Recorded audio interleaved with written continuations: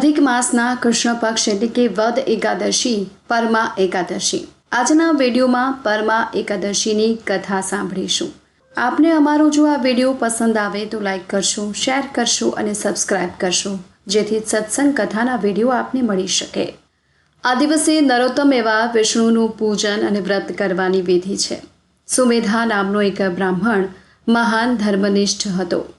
તેની પત્ની પણ પતિપરાયણ હતી, અત્યંત પવિત્ર અને પતિવ્રતા હતી। પૂર્વના કોઈ પાપના કારણે આ દંપતી અત્યંત દરિદ્ર હતું।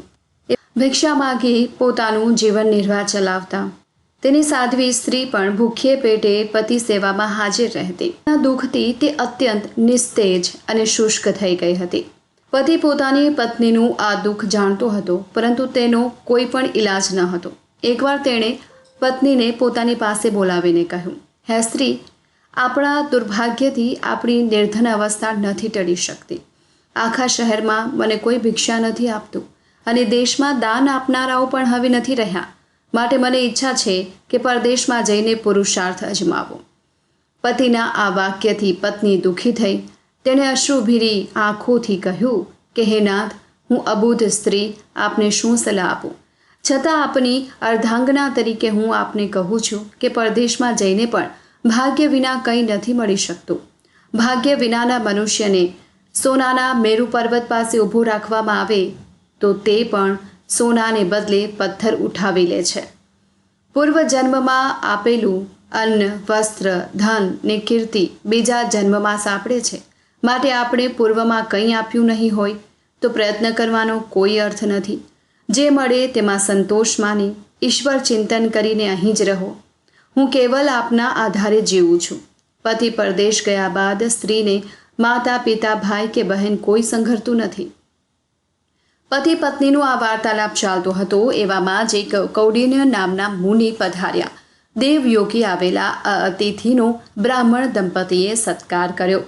બ્રાહ્મણે વંદન કરીને પૂછ્યું, હે મુનિરાજ, આપના પધારવાથી અમો કૃતકૃત્ય થયા છીએ। આપ મને કૃપા કરી અમારી દરિદ્રાવસ્થા દૂર કરવાનો ઉપાય કહો।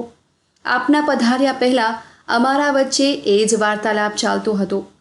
ઋષિએ કહ્યું, પાપ, સંતાપ અને દરિદ્રતાનું દુઃખ દૂર કરનાર અધિક માસની કૃષ્ણ એકાદશીનું વ્રત તમે કરો। આ વ્રત સૌપ્રથમ કુબેર નામના દેવે કર્યું હતું।